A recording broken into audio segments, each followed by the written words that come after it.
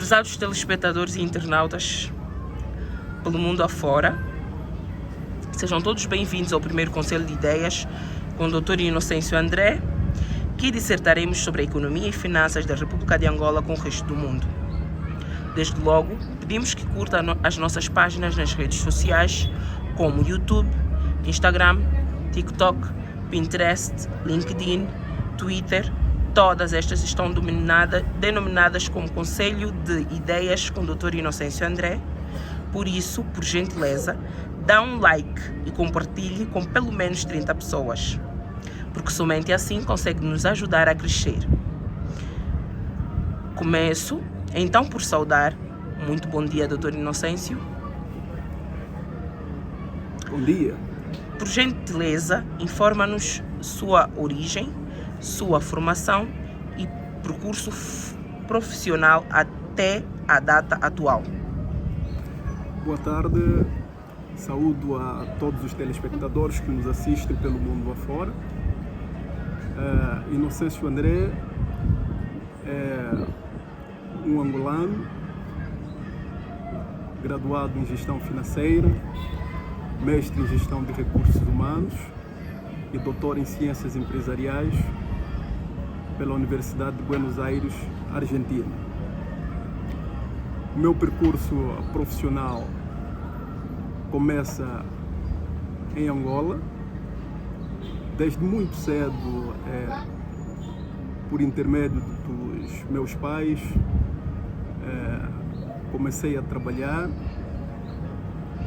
não por uma questão de necessidade, mas sim porque precisava ter algum conhecimento técnico que sustentasse o meu perfil profissional até os dias de hoje. Assim, comecei por desempenhar atividades no ramo da construção civil, quando tinha aproximadamente 14 anos, por uma iniciativa própria de aprendizado. Depois passei a fazer a gestão da empresa dos meus pais, uma vez que eles eram empresários e possuíam uma empresa espécie de trading, bem como comercializavam naquele período recursos minerais, especificamente os diamantes, que esses conseguiam no mercado. Antigamente existia entre o leste de Angola as denominadas Ascorp, que eram empresas que efetivamente eram responsáveis naquele período pela comercialização dos diamantes, e os meus pais então faziam parte deste setor. Inicialmente foi uma, digamos que, profissão inicial, sem uma experiência comprovada, sobre a qual fui aprendendo com as pessoas que tinham conhecimento. Aos 17 anos, então faço parte da gestão também de uma empresa dos meus pais de comercialização, neste caso o setor de comércio, que fazia importação de bens e serviços na República da China. Isto já na cidade de Luanda, e por muito pouco tempo acabei imigrando para o Brasil para dar continuidade então ao ensino do ensino superior, onde me graduei em Gestão Financeira. Depois de alguns meses, por intermédio de trainer, fui contratado por uma instituição financeira como estagiário, denominada Bradesco. Por lá fiz parte num processo de aprendizado. Depois passei por uma empresa do setor financeiro também, que prestava digamos, serviços de imobiliária, serviços de investimentos, e assim pertencia àquela equipe que posteriormente fomos nos tornando com outros quadros da instituição, pessoas de referência, e posteriormente tive que me mudar para a cidade do Rio de Janeiro depois de aproximadamente 3 anos, isto em 2011, para fazer a formação de mestrado em Economia Empresarial na Universidade Cândido Mendes. De lá, depois de 2 meses, passei a pertencer aos quadros da Brasil Brokers, que era uma empresa de corretagem e de investimentos, por onde fiquei por aproximadamente 2 anos. E depois surgiu então a necessidade de ter que voltar para Angola, porque o executivo daquele país precisavam de quadros naquela altura para fazer face às demandas a nível da província, e dentro dos nossos networking acabei pertencendo ao governo da República de Angola numa das suas províncias, neste caso numa das 18 províncias, e então passamos a trabalhar. Em 2017 faço parte então de uma empresa do setor dos diamantes, por onde me encontro até os dias de hoje. De realçar que eu vinha desde o início, de realçar que todo este percurso profissional intercalava entre a gestão intermédia até funções de analista na instituição em que me encontro hoje, tendo tido uma oportunidade de alcançar a gestão intermédia também a nível de setor. E hoje, então, sou analista sénior de finanças desta instituição. Muito bem, um percurso brilhante e invejável ao bom sentido. Antes de partirmos para outras questões, pedimos aos telespectadores, desde então, que sigam os nossos canais nas redes sociais, como YouTube, Instagram, TikTok, Pinterest, LinkedIn, denominado Conselho de Ideias com o Dr. Inocêncio André. Dr. Inocêncio André, tem como debruçar um pouquinho sobre a taxa de crescimento do PIB, Produto Interno Bruto, nos últimos anos, e qual é a previsão para o futuro? Olha, o crescimento econômico recuperou fortemente em 2024. Refiro-me ao PIB da República de Angola, no percentual de 4,4% neste ano, contra 1,1% em 2023. Este valor representa a expansão anual mais significativa desde 2014. Esta recuperação foi liderada pelos setores do petróleo e das minas, neste caso diamantes, dos serviços, impulsionados pelo comércio e da agricultura, impulsionado pela pesca. Para os anos de 2025 a 2027, prevê-se um crescimento econômico médio em torno de 2,9%. Só para tentar clarificar, o que a gente chama aqui de PIB é, na verdade, tudo aquilo que Angola produz, importa e exporta, né? E então, entendemos nós que este crescimento deve significativamente pelos recursos do petróleo ou pela importação do petróleo, que é a nossa principal commodity. Talvez o executivo precisa, e eu acredito que este é o caminho, procurar tentar diversificar mais a nossa economia para de certa forma, alargar a base monetária e equilibrar as finanças públicas do nosso país, proporcionando o bem-estar das populações. Muito bem. Espero que os telespectadores estejam a gostar da nossa entrevista. Assim sendo, vamos reforçar mais uma vez que partilhem, curtam e subscrevam nos nossos canais do YouTube, Instagram, TikTok, Pinterest, LinkedIn, Twitter, com a denominação Conselho de Ideias com o Dr. Inocêncio André.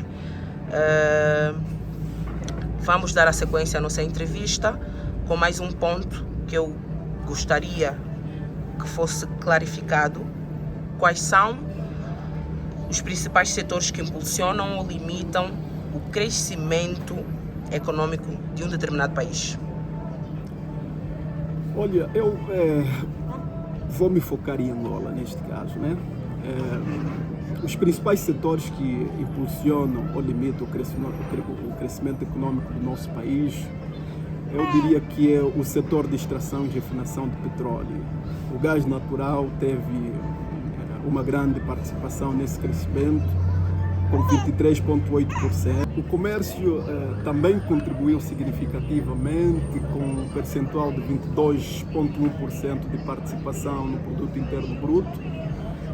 Outras atividades importantes foram a indústria transformadora, em 10,6%, certamente a agropecuária e civicultura, com 9,1%, a pesca com 8,4% e outros serviços no intervalo percentual de 8,2%.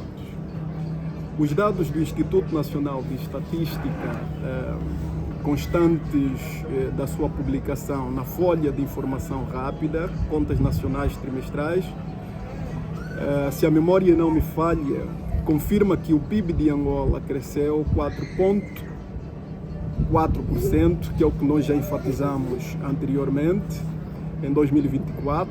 Fez, se tivermos que comparar em 2023, com 1,1%. Entre os setores que mais contribuíram para este desempenho estão os transportes, a armazenagem, com 10,4%, a pesca, a eletricidade e água e o comércio. O PIB de Angola, em 2024, totalizou 23,25 e 128 mil milhões de kwanzas, que equivalem a, se tivermos que fazer referência ao euro, 23 mil milhões de euros. Um valor substancial que o Estado tem efetivamente se preocupado para, então, aumentarmos significativamente e melhorarmos a nossa estabilidade econômica e social.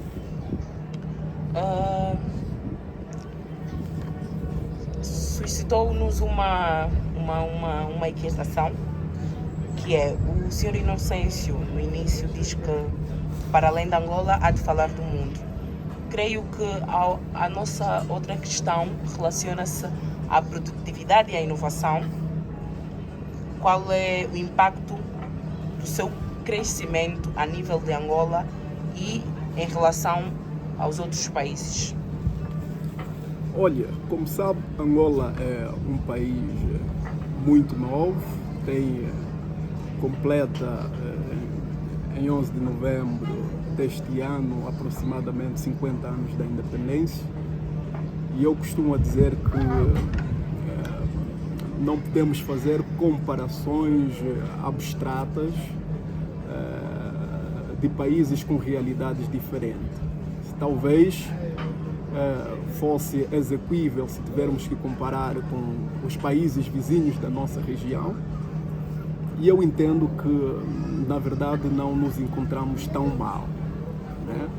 O executivo angolano tem medido esforços substanciais para efetivamente garantir que as populações dentro da nossa realidade, obviamente, possam ter o equilíbrio da sua balança comercial e até certo momento acredito que estamos bem, vamos evoluindo, entendemos que o trabalho é árduo, mas certamente chegaremos aos níveis de desenvolvimento se efetivamente cumprirmos com algumas regras de mercado, tornarmos a nossa economia mais independente, mais soberana e assim chegaremos ao crescimento econômico e posteriormente ao desenvolvimento econômico e social que tanto precisamos e que chegaremos lá. Com certeza chegaremos lá. Desde então vamos dar um ponto e vírgula nesta entrevista para realçar aos nossos telespectadores a curtirem as nossas páginas, a partilharem com os seus familiares, amigos e outras pessoas que estão nas suas redes sociais, como YouTube, Instagram, TikTok, Pinterest, LinkedIn, Twitter. Todas estas estão dominadas como Conselho de Ideias com o Dr. Inocêncio André. Prosseguindo assim, falaremos então um pouquinho sobre a inflação. Dr. Inocêncio, qual é a taxa de inflação atual e como ela tem se comportado nos últimos anos? Olha, em termos mensais, o IPC, Índice de Preço do Consumidor, subiu 1,47% em julho, após o aumento de 1,21% no mês anterior, né? A taxa de inflação anual em Angola caiu ainda mais para atingir 19,73% em junho de 2025, a mais baixa desde novembro de 2023, prolongando a tendência da queda que começou em agosto de 2024. Em termos gerais, a taxa de inflação em Angola fixou-se em 27,5% no final de 2024. Eu acho que ainda é uma taxa alta, mas eu acredito que os esforços do nosso executivo, pela sua política macroeconômica, pela sua política de estabilização de preço, tenho a crer que a mesma poderá ainda reduzir significativamente nos próximos meses ou nos futuros meses do exercício de 2025. Doutor Inocêncio, aprofundando um pouco mais sobre a inflação, gostaríamos nós de saber quais são os principais fatores que influenciam a inflação no país. Por exemplo, política monetária, câmbio, custos de produção. Maravilha.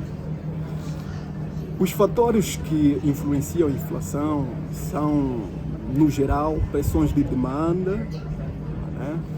Quando as pessoas efetivamente têm necessidades, né?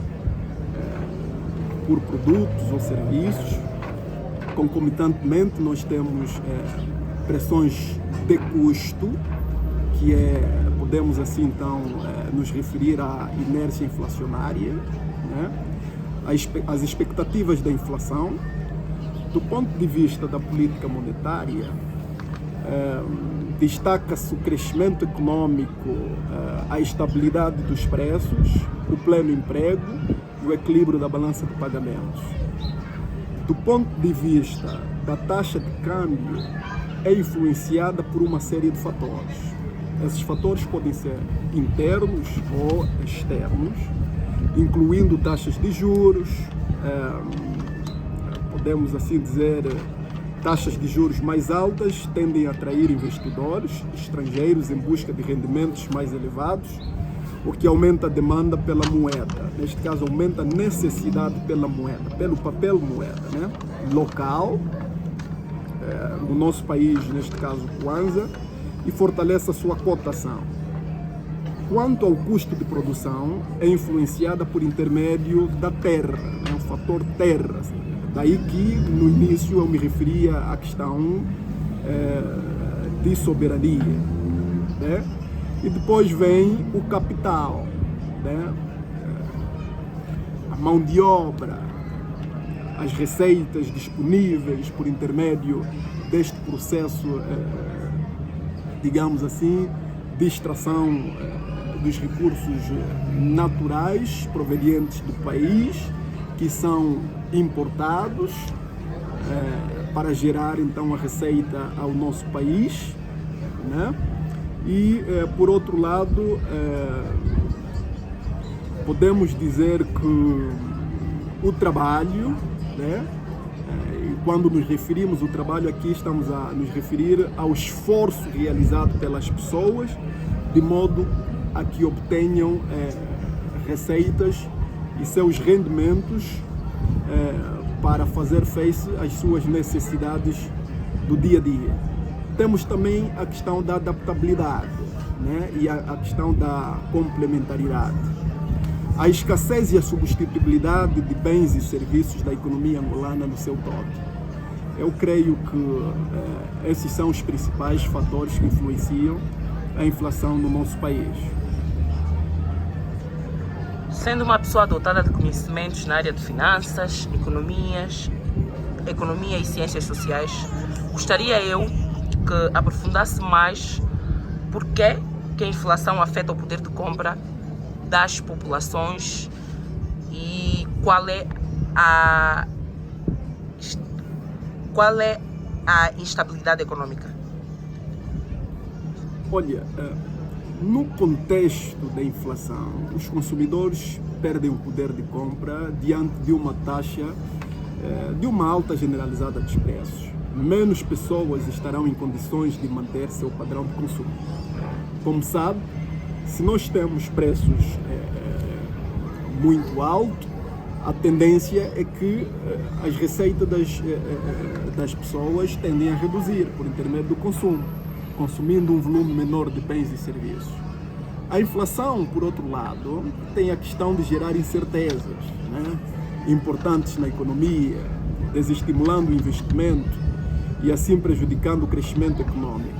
Os preços relativos ficam distorcidos, gerando várias ineficiências na economia. Portanto, é visível que a inflação, no seu todo, não é positivo para a sociedade, e eu acredito que o Executivo veemente tem trabalhado na estabilização do preço. Eu penso que há necessidade de fiscalizarmos mais o setor do comércio, os setores de serviço. E eu costumo dizer que em nada adianta criticarmos, todos nós temos de fazer parte da solução e ajudarmos com conhecimentos que e outros possuem, ao nosso governo, às nossas empresas e certamente para a sociedade no geral. Eu acredito que nós chegaremos lá, conseguiremos estabelecer por intermédio da fiscalização e reduzirmos os preços concomitantemente dos produtos e serviços. Muito obrigada, Dr. Inocêncio André. Por hoje terminamos a primeira parte da nossa entrevista, que está relacionada à inflação, o produto interno bruto e outros assuntos que estão relacionados ao crescimento da Angola e com o restante parte do mundo. Caríssimos telespectadores, pedimos assim a todos vocês que acompanhem este programa na íntegra, que a segunda entrevista será no dia seguinte. Esta é a primeira parte da nossa entrevista com o Dr. Inocêncio André. Pedimos que todos vocês curtam as nossas páginas, metam um like, subscrevam no canal, que o nome é Conselho de Ideias com o Dr. Inocêncio André. Vão partilhando, vão deixando gostos e esperamos por todos vós na segunda parte da entrevista com o Dr. Inocêncio André no canal Conselho de Ideias. Obrigado pessoal. Curtam bastante, com pelo menos 30 pessoas, e nós estamos agradecidos. Estaremos aqui para efetivamente contribuirmos, aprendermos uns aos outros. Muito obrigado. Até lá, estamos juntos. Um grande abraço.